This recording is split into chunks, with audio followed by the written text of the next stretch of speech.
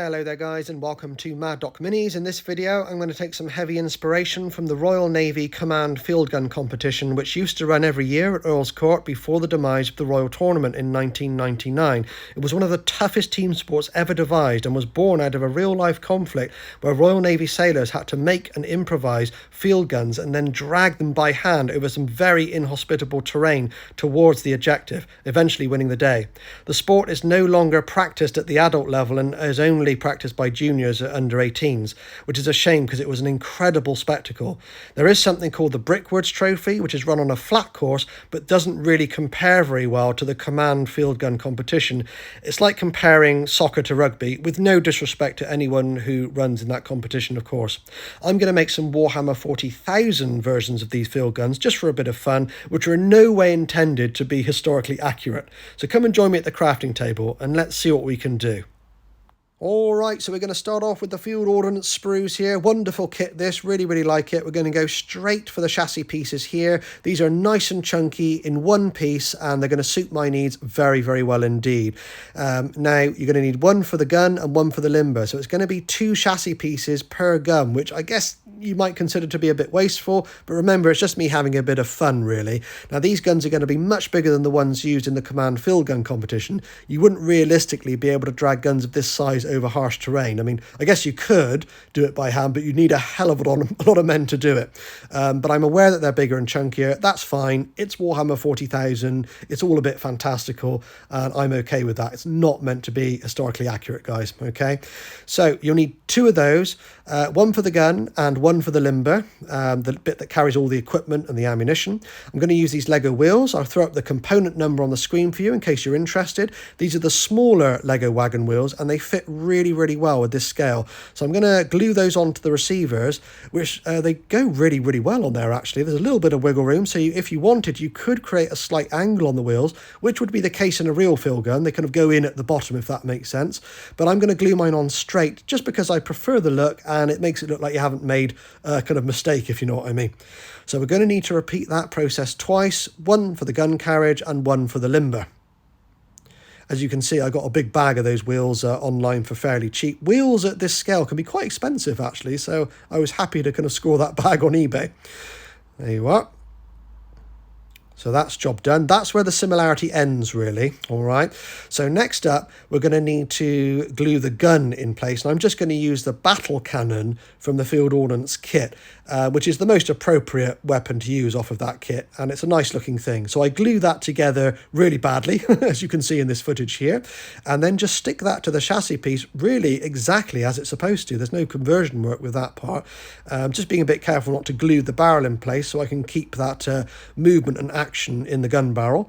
So a little bit of care and attention goes a long way here. I'm using super glue. You'd be well advised to use plastic cement. I prefer super glue because I can break it apart and snap it apart if I change my mind. We're going to need the rear pieces on that chassis as well, which you could leave as movable components if you wished. They do kind of rock out on little hinges, but I'm going to actually fix mine in place because it fits with the theme that I'm going for a bit more accurately. All right, so that's the kind of gun done really once I've glued those bits together, and it's quite a handsome looking thing, as you can see. Really nice. I'm going to chop this bit of plastic off the end close to the receiver there so that it can hook onto the limber a bit easier. So a pair of hobby snips does the trick really easily there.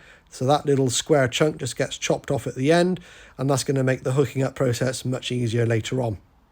And that's kind of it for the gun, all right? So we're going to move on to the limber. Now, the limber's got a little bit of plastic sticking out of the front end here, and we're going to need to chop that off for similar reasons. That's where a hook's going to go. So we just clear up a bit of plastic there with the hobby snips and a sharp knife, and then we're going to get ready to attach a hook, which in my case is going to be fashioned out of a picture hanging eye, which is going to be screwed in and bent into the appropriate shape. Now I'm going to actually pre-drill a hole there with a pin vise, just to make it easier to kind of attach it really. So I'm going to get a drill bit of the right size. This is the eye look that I'm going to use, quite big, a little bit oversized, but it suits my needs well. You could go for something more delicate if you wished. So little pilot hole drilled into the plastic there. Plastic drills out really really easily, and it's worth doing a pilot hole just to get everything set straight. I'm going to bend that little eye into more of a hook shape now, using my hobby snips, but you could use a needle-nosed pair of pliers to do this as well if you wished. And you will probably need to take a little bit off of that just to create the hook shape as well, like snip it off. But I'm going to screw that in place, and once it's in place you can actually fiddle around with it quite a lot and just bend it into position and just do a few tweaks here and there just to make sure it hooks up well to the gun. I do end up snipping off a little bit more of that hook, but do a couple of dry runs, get it right, because you want a nice happy medium here. You want it to be able to unhook fairly easily, but not too easily, if that makes sense. And by the way, I'm not mounting this on a base. It's not really designed to be a playable piece in the traditional sense, certainly for Warhammer. I don't like the idea of putting heavy weapons and artillery on bases at all. I just don't like the whole let's build a diorama on the base thing. It's personal preference. It's just not for me. But that's what I end up with, the hook there. All right, so there we go, job done there, and that hooks up really, really nicely. And I'm just putting a little bit of glue into that component before I forget, just to glue them together. Once again, totally optional. You could leave them floating if you wished, for extra play value, I guess. All right. But lots of dry runs, lots of fiddling around just to get that right is definitely worth it. Now I'm going to attach some crates onto the limber to hold the ammunition and the equipment. I'm just using the ammunition crates from the sprue. I think the component number is 100 on these, if I'm not mistaken. So I'm just doing a bit of a dry fit here, but we're going to need to take off some of the details off the base of the limber there, just because they won't fit nice and flush down once we glue them. So sharp hobby knife does the trick, just to shave off those details. And once that's done, they glue on fine. Just a little bit of care and attention to alignment goes a long way with these type of things. And there you are. That's two lovely little storage boxes on the limber. They're wooden, which fits with the theme here. You could do something else if you don't want the wood effect, of course. Here I've gone to the las cannon just to cut off a bit of sprue next to it, because that's going to be the beam that's going to stick out of the limber. That's the longest bit of sprue I could find on the field ordnance kit. You don't get long bits of sprue anymore on kits. There's so many components on these sprues nowadays, but that was the longest bit I could find next to the las cannon. Now I'm going to leave those circular tabs on there just for a bit of extra detailing. I don't mind them. It adds a bit of texture, a bit of interest. You could easily chop those off if they offend you and it reminds you too much of sprue.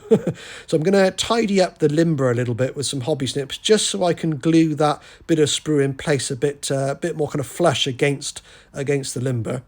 So that's easily done, just a bit of kind of shaving down with a sharp knife as well. It doesn't need to look too pretty because it's going to be hidden. And once again, I tend to use super glue for all this stuff, but you may want to use plastic cement for this, guys. So that gets glued into place there, and that's going to be the beam where the men can kind of maneuver the gun from. All right. So we are going to need a handle on that, which we'll do in a minute.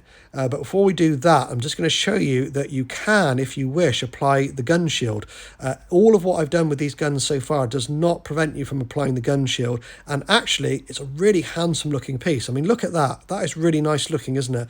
If for my purposes, I'm actually going to leave them off because they don't quite match the aesthetic I'm going for, and they don't really match the, the historical influence that's kind of directed me in this conversion. But you could easily put the gun shield on and have a really, really nice looking field gun there. So yeah, superb looking thing. Right, so that limber is going to need a handle on the end, and I'm going to use a matchstick for that. So the matchsticks, being made out of wood, have a little bit of texture on them, which is very, very welcome, and that's just going to get glued right onto the end of that beam. And that handle is going to be the thing where the kind of men can maneuver the thing around and hold on to it. Quite an important piece of equipment if you're going to drag something this heavy by hand. All right, so that gets glued on with a bit of super glue. Job done. Okay, and that is pretty much the gun and the limber done. It's quite a simple conversion, really, nothing too complicated. So if you've enjoyed this video, please consider liking and sharing. It really, really does help, guys. I'm only a small channel, so every like, every share gets noticed, and indeed every comment gets read and replied to. I will endeavour to reply to any comment that I read. I really enjoy reading all your comments, so let me know what you think. And if you're not already subscribed, consider giving me a sub. It really does help my channel to grow. So I'm going to put a basic paint job down on this racing now, and I'm going to do some glamour shots for you as well. So I hope you enjoy, and don't forget to let me know what you think. You can see here I'm modelling it alongside some Mordians which have a suitably naval look to them. So I'm going to stop waffling on and throw some music down. I hope you enjoy, guys, and take care.